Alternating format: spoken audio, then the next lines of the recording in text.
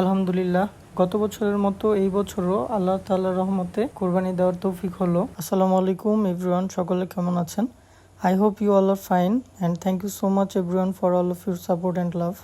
আমি বাড়িতে এসেছি বৃহস্পতিবারে 13ই জুন, আর আমাদের গ্রামের বাড়িতে 13ই জুন গরুর বড় হাট বসে। তো আমার আসতে আসতে অনেক সময় লেগে গিয়েছিল, প্রায় সন্ধ্যা হয়ে গিয়েছিল।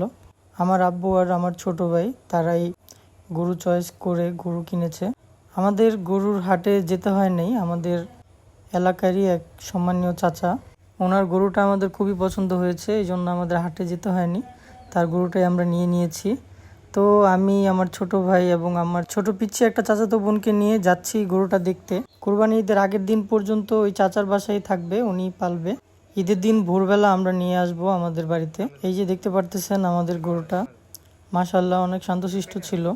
আলহামদুলিল্লাহ, আল্লাহ তাআলা এই বছরও আমাদের কোরবানি দেওয়ার মতো তৌফিক দান করেছেন। দোয়া করি সবাই যেন খুব হ্যাপিলি তাদের ঈদটা পালন করে। আর গরুর দাম বলতে নাই, এই জন্য আমি বললাম না ভিডিওতে। শুধুমাত্র আল্লাহ তাআলাকে খুশি করার জন্য আমরা কোরবানি দিয়ে থাকি।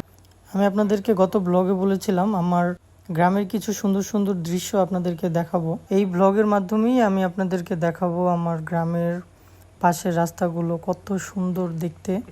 রাস্তাগুলো খুবই সুন্দর, গাছগাছালিতে সবসময় পুরো জায়গা জুড়ে ছড়িয়ে থাকে।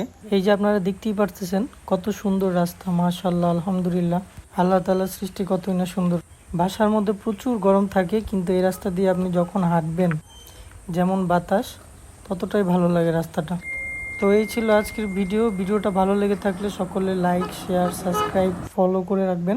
সকলে পাশেই থাকবেন। আমার ফেসবুক এবং YouTube let's talk with Anis লিখে সার্চ করার সাথে সাথেই আপনাদের সামনে শো করবে। দেখা হচ্ছে নেক্সট ভিডিওতে। আল্লাহ হাফেজ।